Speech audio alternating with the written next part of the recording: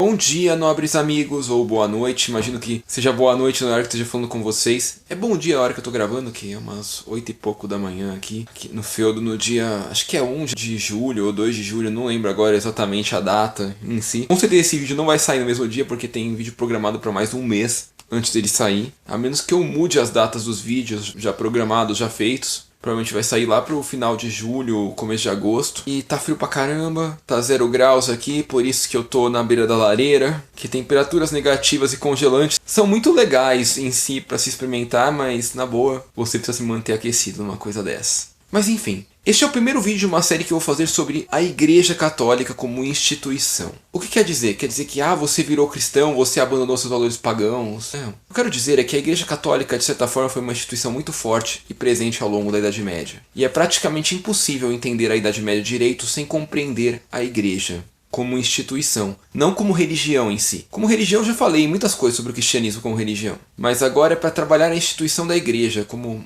a entidade, a organização que ela é. Tirar um pouco o lado religioso de lado em si e focar apenas na parte institucional, na parte humana da coisa. Porque sim, esse é um elemento muito importante para a gente compreender a Idade Média. E nesse primeiro vídeo eu falarei para vocês sobre as terras da Igreja. Como assim, Docas? Olha, qualquer pessoa que estudou minimamente bem a Idade Média sabe que a Igreja era mais do que meramente uma religião, do que meramente uma igrejinha que recebia dízimo e rezava para os seus fiéis. Era muito mais que isso. A Igreja da Idade Média possuía terras, possuía poder, possuía rendimentos e dividendos e possuía acordos comerciais. Ela era uma entidade complexa, quase tão complexa quanto um Estado nacional. Lógico, ela tinha um caráter um tanto quanto centralizado em função do período feudal não permitir grandes centralizações de poder no mundo, ou não facilitar tal coisa de acontecer. Porém, sim, durante a Idade Média, talvez eu diria que a Igreja foi a coisa mais próxima de um Estado nacional centralizado que ocorreu na Europa. E mais do que isso, ela ocupava uma... Apesar até dessa característica, como, vamos dizer assim, Estado nacional, ela participou do sistema feudal em si. Pois a Igreja passou a ter terras, passou a exercer tanto suzerania perante alguns nobres, quanto vassalagem perante a outros. Então, nesse vídeo em si, eu vou falar sobre as terras da Igreja. Eu vou fazer um próximo vídeo sobre a suzerania e vassalagem em relação à Igreja. Vou fazer ainda um vídeo sobre os títulos de nobreza relacionados à Igreja em si. E, por fim, um vídeo sobre os títulos eclesiásticos, que são os títulos sacerdotais ou de membros da Igreja em si, que não são títulos de nobreza, mas que conferem posição dentro do sistema clerical dela. Então vamos a esse vídeo que é sobre as terras da Igreja. Sim, como eu falei mais no começo do vídeo, a Igreja possuía terras na Idade Média. E acreditem, não eram poucas. Teve momentos históricos onde a Igreja chegou a possuir quase 1/3 das terras feudais europeias. Isso quer dizer que eram terras paradas, eram terras devolutas, eram terras que a Igreja só mantinha por status de poder e para poder apaziguar as coisas? Não, de jeito nenhum. Terras da Igreja eram terras assim como as demais terras do mundo, assim como as demais terras feudais do mundo, vamos dizer assim. Nossa, saindo bafinho quente aqui, tá... Às vezes até embaçando um pouco minha visão, não sei se dá pra ver na câmera. Tá tão frio, mas tão frio que eu falo, sai fumacinha da boca. Mas enfim, o que eu quis dizer é que as terras da Igreja, elas eram terras feudais, assim como os demais senhores feudais, e tinham as mesmas características que eles. A única diferença é quem era o dono, que no caso era a Igreja Católica. Especificamente esse vídeo é sobre a Igreja Católica, e não ortodoxa. No caso ortodoxo é uma coisa meio diferente, mas eu faço um vídeo depois só pra isso explicar. E o que isso queria dizer? Que sim, a Igreja era senhor feudal de muitos territórios. Porém a Igreja, como vocês devem saber, ela é uma entidade, ela é uma organização, ela é composta por várias pessoas. Então na prática, como ela é uma grande organização, ela poderia determinar seus membros do clero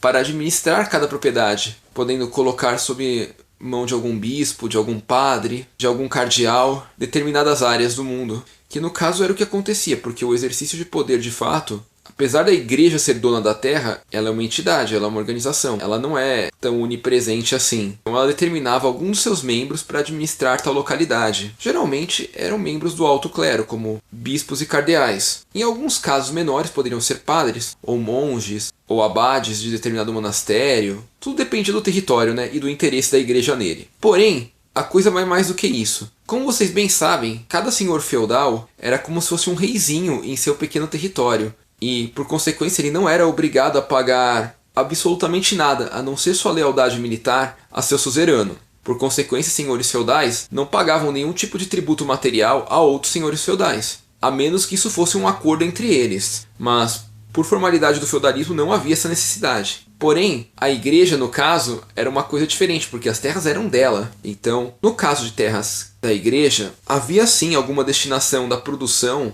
dos lucros da terra, das arrecadações da terra, como podemos dizer, para a entidade, que poderia sim e seria destinada a Roma ou a atividades da igreja, como por exemplo alguma cruzada, alguma inquisição, alguma coisa assim do tipo. Então, sim, os recursos produzidos em terras da igreja, principalmente aqueles que ficavam para ela como senhora legítima da terra, porque afinal nada mais é do que um pequeno, vamos dizer assim, uma participação das produções. Porque vocês lembram como era o feudalismo. O senhor feudal alugava a terra pro servo, pro camponês lá, e em troca ele pagava ou com uma participação das produções, a famosa talha, ou eles pagavam a corveia, que era a servidão, trabalho para o senhor, no caso. E no caso, esses recursos gerados nas terras da igreja, a igreja muitas vezes utilizava para financiar seus projetos. Sejam eles coisas do Vaticano mesmo, de Roma, sejam eles coisas relacionadas a uma cruzada, a uma guerra santa, alguma missão inquisitória ou catequizadora, ou até para a construção de obras da igreja. Muitos desses recursos seriam transformados nas grandes obras, nas catedrais, nas grandes igrejas dos vilarejos e outros lugares, ou na construção de monastérios e outras estruturas destinadas à igreja em si. Sim, a igreja durante a Idade Média teve um grande fim em si próprio, e as produções de suas terras não poderiam ser diferentes. A única coisa é que, como eram terras de um dono só, e como um dono instituição imortal que, embora pudesse mudar seus representantes em cada território, sempre seria dono deles, oficialmente legítimo dono, a produção, como eu acabei de dizer nessa explicação toda, era destinada às suas obras e interesses. Porém, a coisa da terra da igreja era mais complexa que isso, porque assim como eu já falei no vídeo sobre feudos à venda no passado, sim, propriedades feudais poderiam ser negociadas economicamente.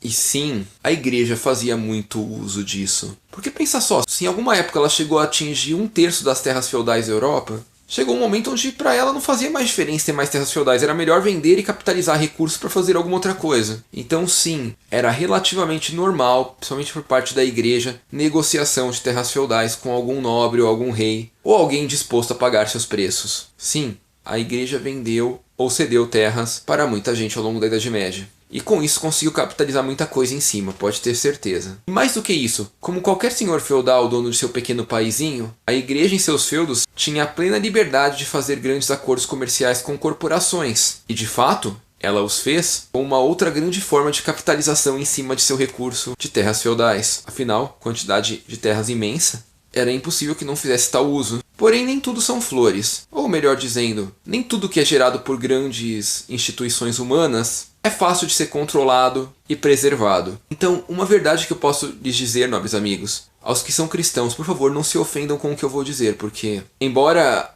a igreja possa ter tido bons propósitos em muitos momentos de sua história, quer queira ou quer não, ela é uma entidade formada por humanos. E, por consequência, é óbvio que existem humanos falhos e humanos de caráter ou moral duvidosa, até mesmo lá dentro. Então lembram-se quando eu falei para vocês que essas terras da igreja muitas vezes eram administradas por representantes delas? Pois é, nem todos eles eram necessariamente pessoas idôneas. Ou mesmo que fossem, nem todos eles podemos dizer que eram 100% idôneos. Então, há relatos, sim, de, vamos dizer assim, uma corrupçãozinha nessas administrações de terras. E sim, cara, não é porque isso ocorreu também que todas foram feitas mau uso também. Mas era inevitável, com o tanto de terras que havia na mão da igreja, portanto de clérigos e sacerdotes aleatórios distribuídos pela Europa, que alguns deles cometessem alguns abusos de poder, ou abusos dessa riqueza material gerada pela igreja. Era inevitável. Mas isso faz parte da própria natureza humana. Então eu diria que, por outro lado também, não é culpa da igreja haver tal coisa, porque qualquer grande instituição teria o mesmo problema. E sim, haviam esses corrompidos, vamos dizer assim,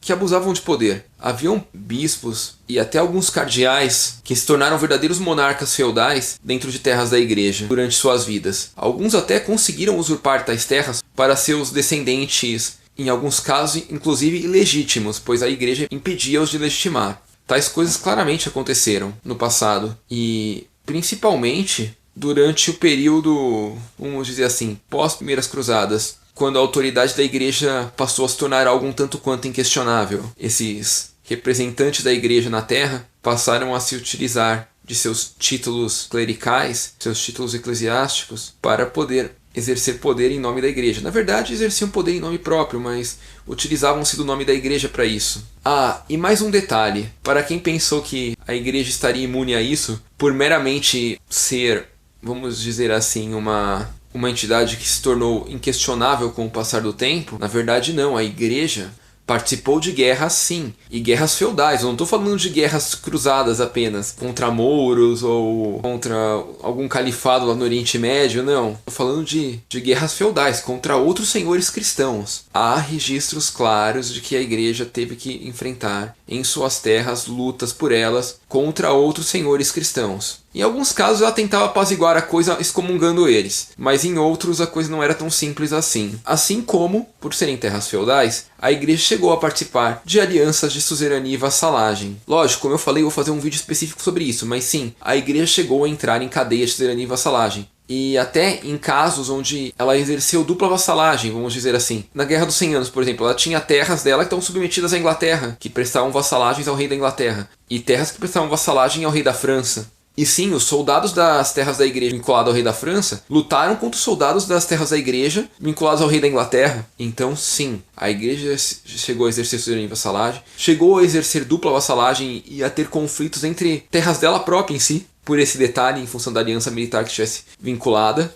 Sim, essas terras passaram por processos de corrupção também em alguns casos. E sim, por serem da igreja, muitas vezes seus recursos foram destinados para a igreja. E eu acho que esse pequeno vídeo sobre as terras foi bom ter feito aqui, ter falado para vocês bastante sobre eles, porque ele pode servir como uma grande base sobre todos os outros vídeos que eu falarei aqui sobre a instituição da igreja. Porque acredito que isso vai ser uma coisa importante aqui para vocês do canal. Bom, mas enfim, nobres amigos, espero que tenham gostado, que esse vídeo tenha sido um vídeo legal, que tenha ajudado bastante com conhecimento para vocês. Então se gostaram, por favor, deixe o seu like, porque ajuda muita gente aqui do canal. Se não é inscrito, por favor, se inscreva, ajuda mais ainda. Obrigado e até a próxima!